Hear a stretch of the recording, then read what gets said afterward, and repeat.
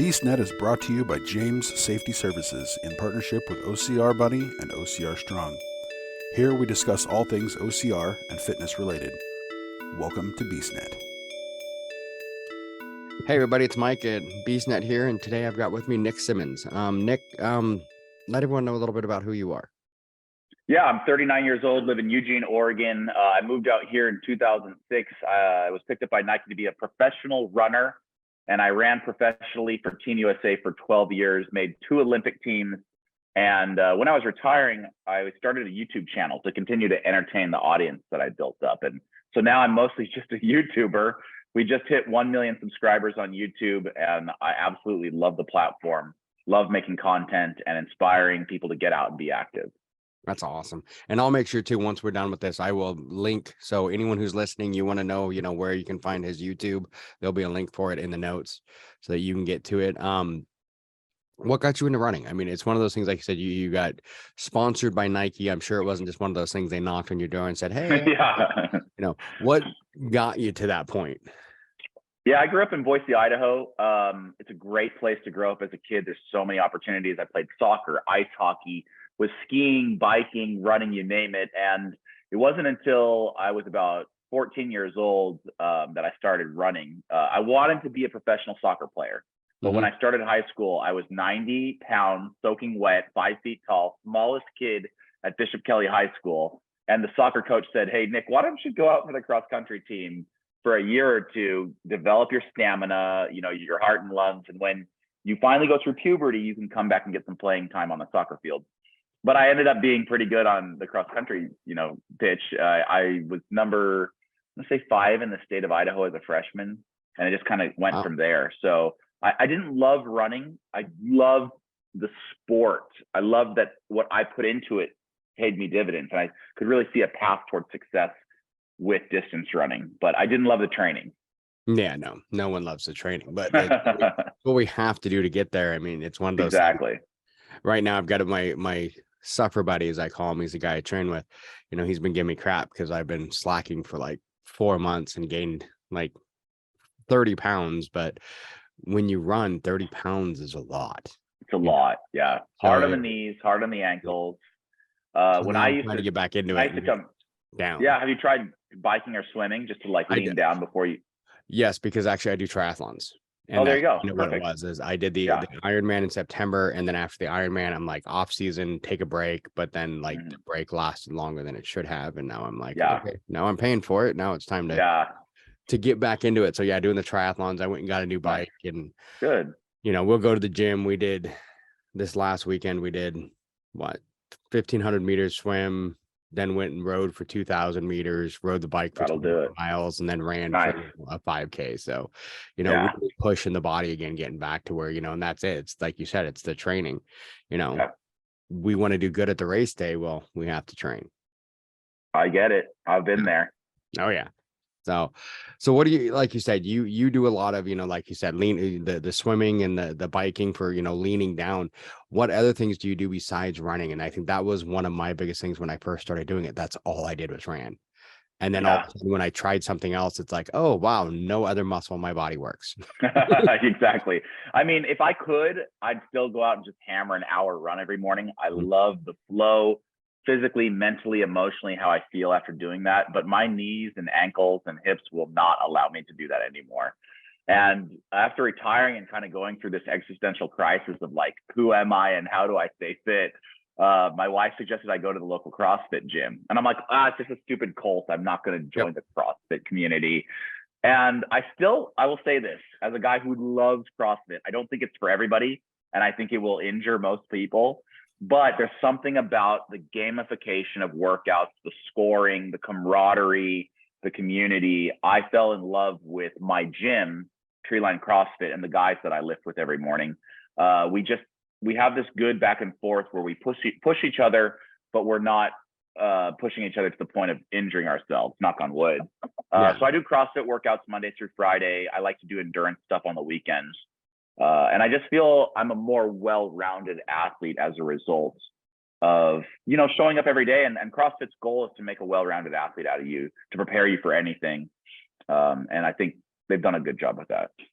Yeah, and I know I have a lot of friends that got into the CrossFit. I'll be honest, it sounds really bad to say this. My biggest problem with CrossFit has been the scheduling. Yeah. Like, it's one of those things you have to like set a schedule and be there at certain times. 100%. You need to find your class. It's an hour class typically, and you can't deviate. Like I go every single day at 8 a.m. Yeah. Nothing stops me. But like if you're bouncing around from classes to classes, like it's not going to work. And that's my problem is because of what I do for a living, I'm in construction safety. So Yeah. every day I'm in a different place. So it's like trying to find anything where I can consistently go to the same class over and over again has been about impossible because my schedule, one day I'm leaving the house at, like this morning, 6 o'clock to be, in Seattle by 7, no problem. But then all of a sudden, last Friday I had to leave by, 4 o'clock so I can be in, Linden by 7. So it's like, it depends on where I'm at. So it's really hard to get that schedule. So actually I built a garage or a gym in my garage. Nice. And do a lot of that. I got a bunch of the weights down there. I actually just got rid of. I had the whole pulley system thing, but in all reality, it just took up more room. Yeah, I gave it to a. Do you have a rack and a barbell? I do. So, and that's what I feel like a rack and a barbell used properly is like 90% of what you need in a garage gym. And so that's what I did. I narrowed it down, got rid of that, got rid of. I had 2 treadmills, got rid of one, so I just have 1 treadmill in there now, and then basically made an area like 15 by 10 that has all of my barbells, my weights, everything. So I can do, I can lift, do workouts. I have my sandbags, my backpacks, rucksacks, all that stuff there. So I can do whatever workout I decide to do, Nice. If I decide, and it's nice being in the garage, I can just run out the garage door if I want to put on, the ruck pack and go run, do a ruck and come back and do a workout or whatever. So it's always, and that's, I think the hardest is, like you said, CrossFit isn't for everybody, but it's finding that niche that works for you. 100%. Yeah. And I always say that, the content that we make, I call it fun with fitness. And I say, if you're not having fun working out, it's only because you haven't found the right workout for you. Yep. People are like, I hate working out. And if you just sent me to like a local recreational gym and said, Nick, work out, I would just look at all the stuff like, I don't know what to do here. I'm be bored out of my mind. Mm-hmm. And similarly, there's a lot of people that if you put them in a CrossFit class, they would hate it. So I think to each their own, everyone just needs to find out what form of exercise, what form of workout resonates with you, and then do that. And sometimes it's seasonal, like I'm just finishing up the CrossFit Open. We'll do the last workout this week, and I'll take like a 2 or 3 month break to go in to something totally different. Last year, I went into a powerlifting cycle for 8 weeks, and I loved it. It was such a new experience that I'd never done before. And I put on like 30 pounds and lifted a lot of weight. And then at the end of that, I was ready to go on to something else. So I don't think there's anything wrong with it being seasonal and cyclical as well. No, but I think the biggest problem we run into is I think people make mistakes like I just did, where it's like, okay, off season. Yeah, that's one thing I'll say. There is no off season. Yeah, and there's only there's deloading. Yes, but you're still working out. And that's it. I mean, like you said, you're in, Oregon. I'm up here in, the Seattle area, Tacoma, actually. Yeah. Nice. But I've gotten more into. I've done Spartans. I've done all that stuff. But I'm kind of like right now. I'm in the kick of like the triathlons. I love triathlons. Mm-hmm. That's what I've been working on. But you can only do triathlons here from June to September. I know, it's brutal. So it's like, well, what am I doing for the rest? So it's then that's the problem. I finished the Ironman. I'm like, okay, I got a break till June, but then it's like, okay, but now I took such a long break. Now I've got February. I have 3 months to drop at least probably 30 to 40 pounds to lean back out to where I should be, to get my stamina back up to where I'm going out and running a 5K, and I'm like, this isn't right. I should be down 25, 27-minute 5Ks, not where I'm at. And that's kind of getting back into that, just takes time. It does. And that's the problem is, like you said, it's like there's deloading, not off season. And that was my mistake. I went for off season, and no, that wasn't correct. Yeah. So when we were running professionally, we were allowed 2 weeks off at the end of every year. So our last race would usually be about September 15th. We'd take the last 2 weeks of September completely off, and then you're back to the grind October 1. And we would train 50 weeks out of the year with 2 weeks off. And, talk about the lifestyle of a pro athlete. But for those 2 weeks, we lived it up. I mean, we ate anything we want. We were drunk every single day, traveling around, catching up with family. Because you only have 2 weeks off a year. You've got to really live it up. You got to make it worthwhile. Those 2 weeks. Exactly. You know, and I think that's just it. I mean, it's one of those things, talking to, other athletes and stuff. You see them out there, kicking ass on a course and whatever. Like, like I said, I've done Spartan races and all those kind of things. And you see the elites and you're like, wow, I wish I was that. And it's like, well, yeah, but you got to think about what do they put in to be 100%. It's not like all of a sudden they just wake up in the morning. They're like, ta-da, No, the sacrifice that goes into it. I remember when I retired, I was talking to my sports psychologist, and I was pretty depressed. I said, I miss being one of the best in the world at something. And he goes, I'm sure you do, but do you miss the sacrifices you had to make to get there? Yeah. And I'm like, gosh, no, I definitely don't miss having to miss birthday parties and having a social life and go, just everything that goes into training. I did not miss that. Yeah. And so I've had to just let it go. I'm glad it happened, but I'm also glad I don't have to live that lifestyle anymore. And I think that's it. I think, like I said, I think that's what a lot of people don't understand when they see these. I've known some, other professional athletes and stuff, and talked to them, and I'm like, they're like, I have no social life. I have nothing. It's like, our friends are like, hey, want to go drinking on Friday night? I can't because, it doesn't work with what I'm supposed to be eating for, my workout. Oh, if we go out to dinner, it's like, cool, everyone else is having this great stuff. I have to go down the menu and like, what fits to what I'm supposed to be eating, Right. It's a lot of sacrifice. I mean, yeah, it is. One of the best in the world, but you don't get there by accident. And I think that's what a lot of people don't catch. And that's one thing I've really figured out doing this podcast and talking to people is a lot of athletes, you see them, some of them, started young like you did, in high school, really got into track, but it wasn't like it was just handed to you. You had to work at it, and then you get some of the other ones that you see, who had bad habits and now have stepped out of them and started to do, the right, what they should be doing to be healthy. And, it's nice to see both aspects of that, but either way, if you want to be healthy, it takes work. It's really 100% agree. Yeah, it's really easy to be fat and lazy. Not so easy to be the other. So, and I've done both. Like I said, I mean, before COVID started, I was 310 pounds. So, wow. How much did you lean down? I dropped all the way. At one point during COVID, I was down to 180. No way. Yes, I hit 180. That is incredible. I broke my foot, like shattered it, in 2016, and was told I would never run again. And, wow. I did it anyway, but I ended up, and that was, I let that get to me, and I didn't run, and I kept using his excuse not to do everything. And finally it was like 2020. I'm like, I'm done with excuses. I'm going to do it. That's a great story. And then I started running, and I actually did, right before my 40th birthday, I told myself I would do a marathon before my 40th. Well, I was 310. And I'm like, I'm doing it anyway. So I did the Seattle Marathon in 9 hours and like 20. Good for you. It was brutal. It walk, jog? Pretty much the whole thing. It was brutal. It sucked. I mean, they were literally taking down the course right in front of me as I was doing. Good for you though, man. I have a lot of respect for that.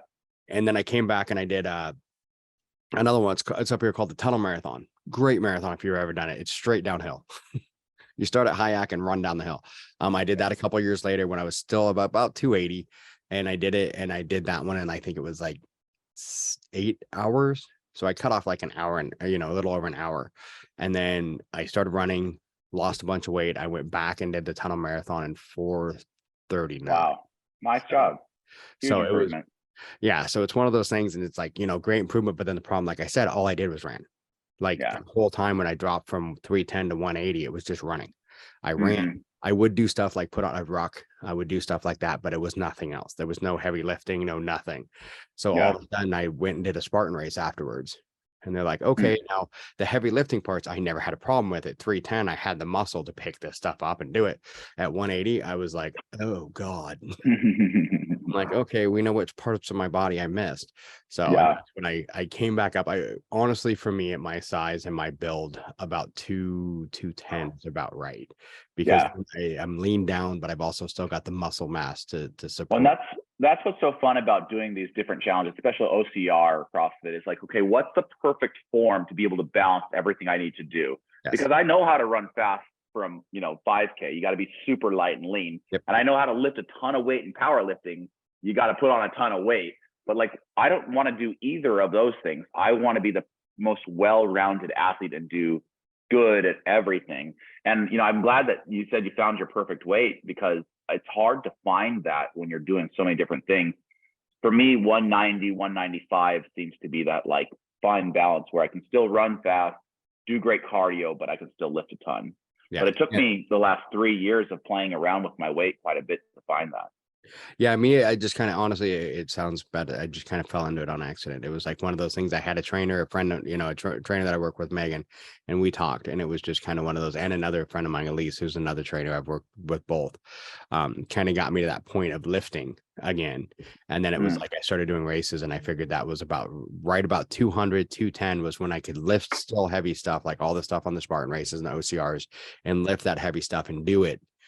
But I could also still move fast, because that was one of the biggest things, is carrying heavy stuff. If you've ever done a Spartan race, the buckets. I haven't yet. I really want to. You need to. So carry the buckets, the sandbags, all that kind of stuff, where, you're carrying heavy things for long distances. One of the things I did that really helped through COVID was Battle Miles. I don't know if you've ever heard of them. It's a virtual race brand, and it's just stupid challenges. Like one of them they have, it's called One. You carry 100 pounds between a bag and a vest for 1 mile. Oh gosh. And then the sandbag's 80 pounds, and then you do 100 sandbag burpees. Oh, no, thank you. 80 pounds. So it's a lot of, that's like one of the worst ones they have. A lot of them are just, you go run a half marathon wearing a 20-pound vest, something like that. So, something with that extra weight. So you're, it's really military based. That's why the vest and all that kind of stuff, running with weight. So, but it was cool to find those other challenges. But that's, I think, what helped me through COVID and all that, was finding those kind of challenges, because I've never wanted to be a runner. It's like when I was a kid, I played baseball because I ran 90 feet at a time. Yeah. Everyone's like, play soccer. I'm like, you have to run for an hour and a half. It's an acquired taste, though. You get addicted to it. You do. And I did. I did. I'm on a friend of mine told me to do a run streak.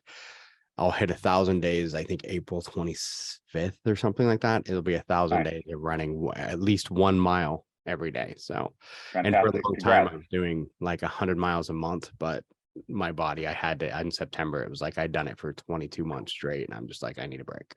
Yeah. It's okay to take a break. It is. But sometimes, like I said, I took too long of a break. So, so you did all the running, everything. Like you said, you went to the Olympics. So what? Beijing and London for Team USA. Yeah. Beijing and London. How'd you do? In Beijing, I kind of flamed out in the semifinals. I was young and didn't know what I was doing. It was my second global championship and just made a bad tactical error. But I said, hey, I learned so much from this. If I can come back 4 years later, I think I could win a medal. And so I signed another 4-year deal with Nike, continued to train, got better and better and better, made the Olympic team in 2012 and did make the finals. And I ran 142.95, which would have won a medal in every single other Olympic game. But in that particular game, where the world record was set by David Rudisha, it was only good enough for fifth. So I finished fifth in London, was honored to be part of the race, honored to be part of the final, part of history, but did not get my medal. I mean, it sucks not to get a medal, but I mean, like you said, how many people can say they were in the finals of an Olympic? Not only 8, literally only 8. Every 4 years, 8 people make the finals, and so I was really glad that I made the finals. Yeah. So out of how many people in the world, 8 billion or something we're at now, you were one of them. You get 8. Yeah. Now I'm really, I look back on it now and I'm very happy with what I accomplished. But in the moment, I was pissed off that I didn't medal. Yeah. I bet it's one of those things. I think that's the hardest part sometimes. I've had a couple races, not that I've ever been good enough to medal, but I mean, just even DNFing where you have that, like in the moment you're pissed, but then you step back afterwards and you look at it and say, okay, what did I do good though? I mean, like you said, in any other Olympics, that would have been a medal. Right. You happen to be, in you made the finals were pretty much like the world record was set. So you didn't just make any finals, you made the finals for, world record. It was a tough year. I mean, there are what we call soft years. This was not a soft year. No. But at the same time, had I been in a soft year, maybe I never would have run that time. And I'm just like, still shake my head that I ever ran that fast. So, it's time versus place. And at the end of the day, you just got to be happy with what you accomplished. Yeah. And I mean, that's it. I mean, like you said, I mean, would you have gone that? I mean, would you have been pushed that hard to go that fast? Probably not. Probably in not. any other one. So, No. and I mean, it's amazing. That's an amazing job. I mean, there's no way I could even get close to that. So, I mean, what is that average per mile? 142 is like a 330 mile. My back's not great. Someone's going to yell at me for that. 320 for the mile. So my best mile ever, which will help because I did dabble in the mile as a middle distance guy. I ran 356 at the Dempsey indoor facility at UW. 356 was my fastest mile ever. Wow. I was happy when I got under 8 minutes. I'm happy just to run a mile without feeling pain. That's like my new goal. It's like, can I run a mile without hurting? Yeah. And I know, and that's it. I mean, it's one of those things, and being sponsored by Nike, I mean, that's one of those things. Shoes is everything. Oh yeah. I mean, what are they now? $180 a pair. And we would go through a pair a month. I mean, it adds up. Wow. And see, that's what's funny is Nike's like the one brand I've never been able to, but I've never gone and got the really expensive. I mean, I use, Pearl Izumis, which don't even make anymore, was what I used to wear. And then, I mean, you got to find that right shoe because otherwise it's just pure hell. I 100% agree. So, and that's I feel like with every brand though, all the big brands, you're going to find a shoe that you like. Like if you took me to Asics or Adidas or Nike or Reebok or Brooks, and I got to try all their shoes, I would find one that I loved.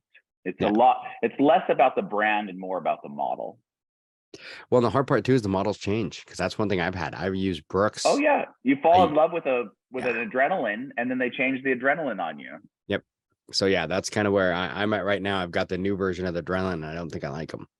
So I think I might have to find a different one, And like I said, I used Pearl Izumis for a long time and then they just stopped making shoes. Yeah. So but and there was different ones, but for whatever reason I've never been able to find the Nike that doesn't make me hurt. Like interesting. Well, stay away from them then. I always be appreciative that Nike gave me my first pro deal, but I ran for Brooks for 4 years, ran for Gymshark for a few years, running for Barbell now. Like, I mean, everybody makes great stuff. It's just about finding what you like. Yes. Season to season. And that's the thing that's hard too, is I've had a lot of people where you see those a lot of times on like, Facebook and those Facebook groups. What's the right shoe? I don't know, because the right shoe for me is going to be different than you. I mean, it's one of those completely. And like you said, the right shoe today might not be the right shoe for you tomorrow. Yeah. Or next season. Exactly. And that's the other thing too. Like I'm running into, because like I said, I did OCRs for a long time and I still do. There's an event I do up here called Sisu, which is so much fun. 24 hours of just running. Yeah. That's cool. And down the side of a mountain. But I usually use my trail shoes to run that. Well, the trail shoes that I use, they don't make anymore. So I have to find a new trail shoes before that happened, because you ever wear the Cascadia from Brooks? No. That was a good trail shoe. I'm gonna try that one. Yeah, because I use I can't remember which ones they are, but it's a different brand because I use an OCR shoe as my trail shoe with no drop, no nothing, which is funny because I wear Brooks Adrenaline when I run. So you love obstacle course racing. Are you gonna come try my obstacle course out? What obstacle course? You have an obstacle course? So I spent the last 6 months and $100,000 building an obstacle course here in Eugene, Oregon. I rented out a 12,000 square foot facility. And I know you're thinking of like an OCR course like Spartan. This is a little different. This is, think Ninja Warrior meets CrossFit. 7 obstacles designed to test an athlete in 7 unique ways. The first person to complete it is going to win $25,000. I'd love to try it. I know I'm not gonna be the first person to complete it. I'm inviting like the world's greatest athletes. Like I'm talking like the best CrossFitters, the best ninjas, the best athletes in the world, because I made this thing really, really hard. And I also know that somebody has to win the prize. So we're running it every Saturday in March. If you want, it's open to the public. Anyone can come compete. I put the time, date, and location for each shoot in my app, the Nick Symmonds Fit app. That can be downloaded at nicksymmondstoo.com. But come on down, participate. Someone's going to win the prize money.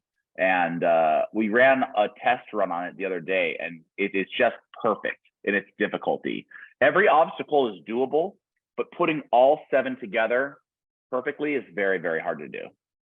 And those are the best ones. It's kind of like, like you said, American Ninja Warrior, that was it. Like every obstacle is doable, but you have to do each one right after the other. And, if you set it up one and done, you got to do it perfect the first time. Yeah. And if you set it up right, you'll smoke them on one muscle and then make them use it again on the next one. Exactly. We've got obstacles that you've never seen before on a Ninja Warrior course, obstacles that you've never seen before in a CrossFit game. I wanted to do something that would truly find the best all-around athlete in the world.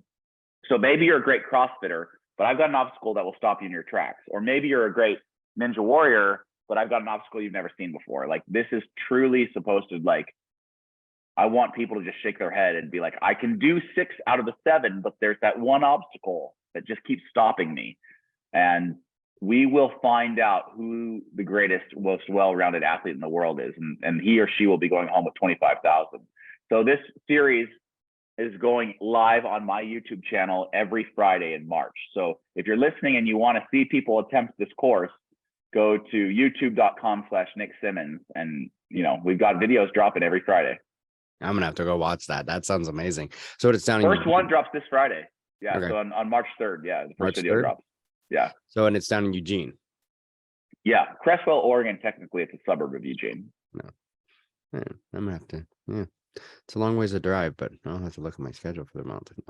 Yeah. Come check it out. I don't think I'm going to be able to do them all right now, especially because like I said, I slacked for too long, but that sounds amazing just to watch people do it. I mean, it's one of those things. Well, that was the thing, is we had probably 30 or 40 people from my CrossFit gym come down the other day, and only 10 or 20 attempted it. But the other people were just screaming with excitement as they watched these athletes attempt this course.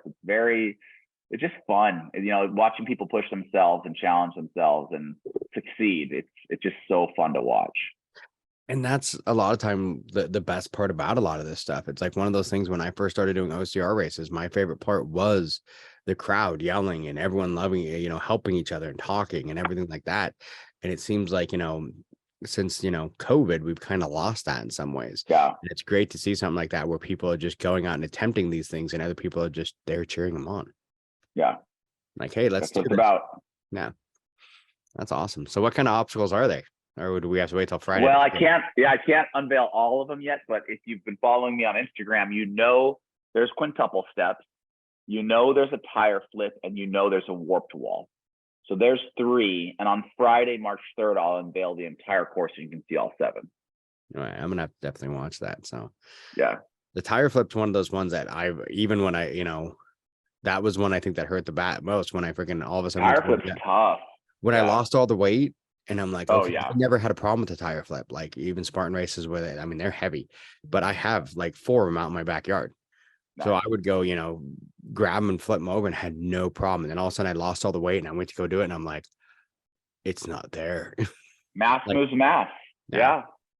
So, and that was the hardest part. It's like, I forgot how much, I didn't realize how much I relied on my weight as like an extra, like to help me, but you'd be surprised. You don't want to carry it around on the run. So again, going back to finding that perfect balance, like what is that perfect balance? Finding that balance that you can do it. And that's going to be the one thing, seeing your course. I want to see that because that's going to be the hard part on that. Like you said, is finding that balance between CrossFit, American Ninja Warrior. And that's one thing I've really promoted a lot when I've talked to people on this is, you have runners, you have OCR, you have CrossFitters, you have all that. But for me, I don't want to be really any of those. I want to be something down the middle. Right.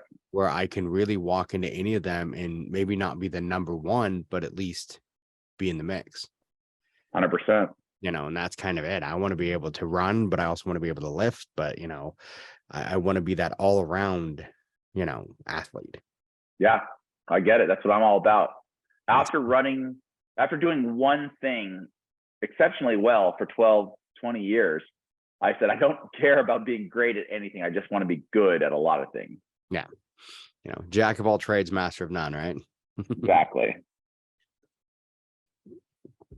That's awesome. So what made you decide to do that? Which is just, honestly, as a YouTuber, as a YouTuber, I want to give the audience what they want. And in 2022, I said, hey guys, I'll make you whatever kind of content you want. Just let me know what you want to see. We have 1 million subscribers, and overwhelmingly, they all said, Nick, build us a Ninja Warrior course. And I said, oh my gosh, you guys chose like the most expensive concept that you could come up with. Yeah. But my subscribers always get what they want. So I made the investment, time, energy, money.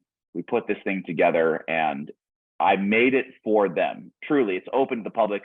This isn't the kind of thing where I wanted to just be exclusive to elite athletes. I want every single human being that wants to come participate to be able to come down and have a run at this course and take a chance at 25 grand. As a pro runner, I had the honor of competing professionally for huge sums of money, and the adrenaline that gives you, just the super power of adrenaline. I just want everyone to feel that. So it's open to the public. All you have to do to enter, there's no like sign up or anything. You literally just download the Nick Symmonds Fit app. It'll tell you the time and place to come to, and then you can come participate for free. So really easy. Sounds like a blast. Like I said, I kind of wish you were closer, because that'd be a lot more. Hey, we're not that far. We're only like a 3.5 hour drive from Tacoma. I made that drive 1 million times because my in-laws are from Issaquah. Yeah, I'm in Bonnie Lake, so just outside of Tacoma, really. But yeah, nice area. No, it is. But things go right. I won't be here much longer though. But that's how it is. Okay. But no, I love it. I grew up here, but my wife's tired of the cold, so she's looking at I hear that. warmer climates. So yeah. Right on. So what's your plans besides this? After this, I mean, is this something you're going to keep going for a bit, or is this just going to be through the month of March and then move on to a new content? Good question. Yeah, I think we're going to run this series through March and see how it does. Maybe we extend it from a 5-video series to a 10-video series, or maybe it does so well, I immediately start building season 2 with bigger obstacles and more prize money. One thing that's unique as a YouTuber is you just have to be willing to let the data come week after week and make decisions on the fly. You have to be nimble. You have to follow trends. You have to listen to your audience. So I know that we're going to make a great series out of this. I don't know how it ends, and I don't know what it leads to, but I know that in the next 2 or 3 weeks, I'll have a lot more data to direct where I want to take my content. I love YouTube. I've been doing it since 2017, and I can't imagine doing any other job. It's just so much fun. It sounds like it's one of those things. I know we'll put these episodes up on YouTube quite a bit, but I mean, I've been doing the podcasting for, God, I don't know. I think I started in 15 or 16. It's been a while, but and it's one of those things. I mean, I just like talking. Like I said, it's one of those things everyone always laughs, because that's all I do while we're at work today too. So I'm an instructor. I teach. So, and then I teach, and then I come and sit out here and talk on their, like, That's cool. So, but I mean, it's great to find your niche, and you found it with YouTube, and I mean, doing all that stuff. And I think what's great too is you're making content people want to see. And I think that's the biggest thing, where you see a lot of YouTubers, like they'll flare up and then disappear because they do what they want to do. People kind of like it. And then people are like, well, hey, how about this? And they're like, yeah, whatever, I'm doing my thing. And then like, yeah, well, I don't want to watch your thing anymore. It's true. I think it has to be a fine balance between the content that you want to make and the content your audience wants to see. Because if all you're doing is making content that you want to make, sometimes it might hit with the audience and sometimes it might not.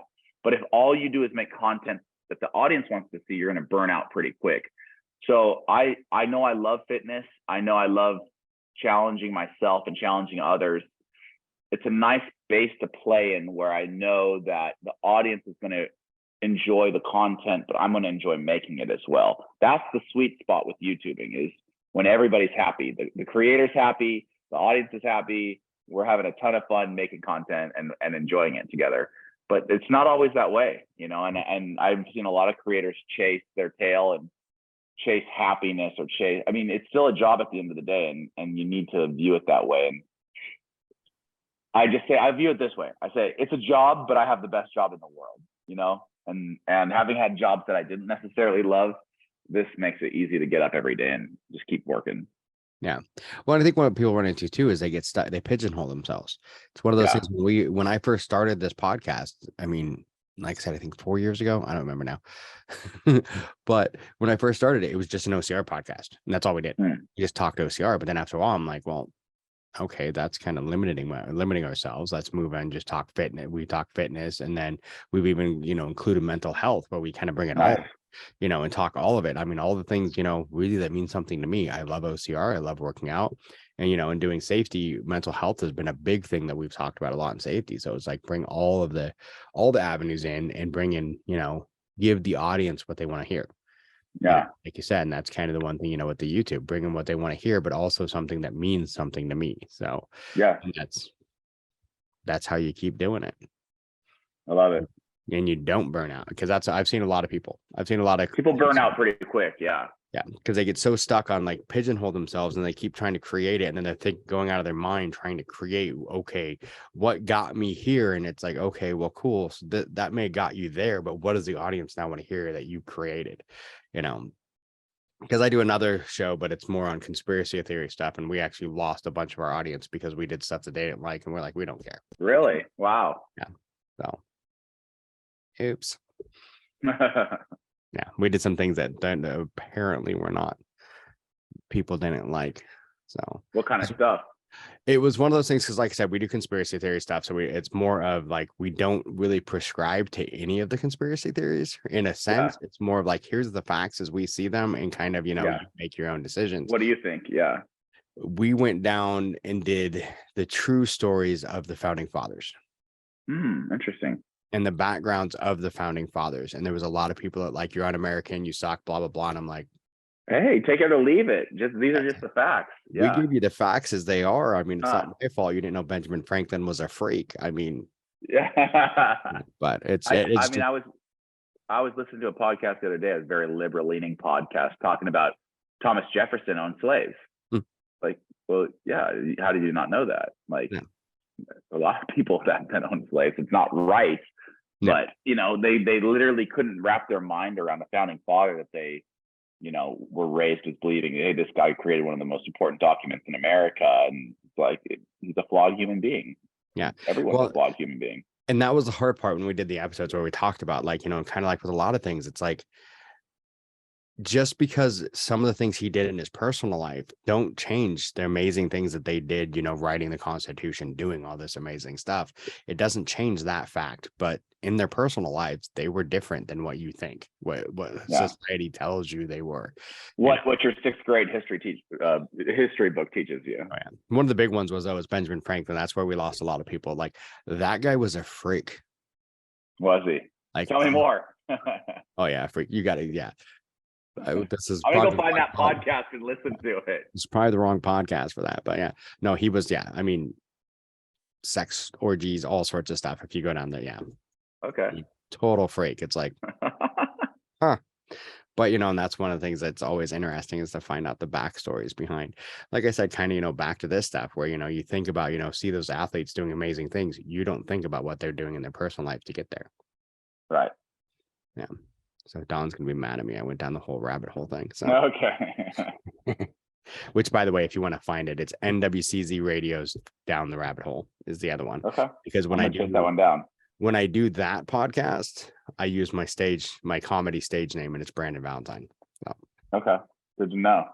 Yeah. So I do comedy too. In Tacoma there, live? Mm-hmm. Nice. I'll check that out too. Yeah, so I do comedy, but I do it as Brandon Valentine because Mike James is just like, there's like 7 of them. Yeah, stage name's good to have. Yeah, so I'm Brandon Valentine, my middle name and my mom's maiden name. So got it. Works out pretty good. So we all got to have our hobbies. Yeah, absolutely. Yeah. So, all right. Is there anything else you want to say to the listeners? I mean, I'm going to make sure we post the links to both of those things for you. Appreciate that. So we can make sure that everyone gets to your website and your YouTube, and hopefully, I know we got a lot of listeners down in the Portland, Eugene area, and tell them, hey, yeah, come on down. Get on down there. And I think the biggest message I want to leave, and kind of the mission of the YouTube channel, is just to inspire people to find a love for fitness. And obviously your listeners have that. If you're not having fun with your workout, you're not doing it right. There's so many ways to just be active and find a love for fitness. And what works for me, what works for you may not work for somebody else, but make sure you try everything. I will say this, I made my obstacle course inclusive of everybody, whether you're a guy or a girl, non-binary, young, old, I don't care. This obstacle course is welcome for everybody. Come on down, try it out. One person is going home $25,000 richer. So it's only the first person to get it then? First person to successfully complete the course will win the money, and then we'll shut it down and I'll start building season 2. So you better get down there quick before someone beats it. So far, no one's come even close. And I'm literally like calling my friends, because I was on season 7 of American Ninja Warrior. I'm calling all the Ninja Warriors and saying, I need someone to come beat this course. Get your butt over here. So March 25th, we have a shoot day, and a lot of the very famous CrossFitters and ninjas are going to show up for that day. So I think that's the day it probably gets solved. But maybe somebody surprises us. Maybe they come down early and takes the money right out from under their hands. No, that'd be the day to be there, the March 25th. And I've met it's gonna be a party. I've met a few of the Ninja Warriors, just randomly ran into. So like I know Rose Wetzel's been on, she's done it a couple of times. I've had her on the show a few times, but I've ran into her because she's from Ballard, up here in Seattle. And then the random one is Grant McCartney. Mm-hmm. Yeah.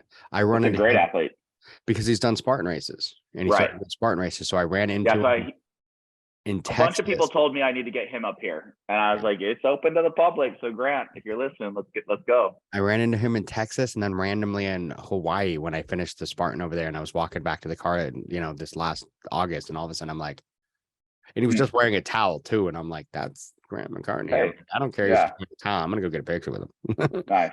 Awesome. Well, check it out. I mean, someone is going to win this, and I think you'll probably see. Typically, when we run a YouTube series, we like it to be 4 or 5 videos long. So we'll shoot every Saturday in March, and a video will drop on my YouTube channel the following Friday. So check them out; it'll be fun. And you said the first video that's coming out this Friday, that's just going to be. Is that going to be an unveil of the obstacles? Yes. So Friday, March 3rd, the video that drops is an unveiling of the course, plus all my CrossFit buddies running it. So you'll get to see people actually running it and see how they do. So is that the one you already filmed then? Yeah, we shot that last night. I'm going to say, you talked about, that you guys were out there, and I'm like, oh, that must be okay. So, well, you got to edit it. That's what a lot of people like. It's not going to be live. You've got 100%. When I do these live events, everyone's like, well, when can I see the video? I'm like, well, you give us 5 to 7 days. That's how long it takes to turn around the video. Yeah, because you got to edit it. You got to do everything, or else it's just, not to sound. It won't do well on YouTube otherwise. There's a lot of really boring stuff in the middle. 100%. So, all right. Hey, thank you so much for the time. I really appreciate it. Thank you to the listeners. Get your butt to Eugene, Oregon. Let's have some fun with fitness. Let's do it. All right. It's been great talking to you, and I will hopefully see you soon. Thanks for listening to the BeastNet podcast. If you haven't done it yet, find us on Facebook, like and share the podcast. Give us a review on iTunes or Spotify. All these things will help to expand the show in the future. Don't forget to subscribe and let us know what you think and what you'd like to hear.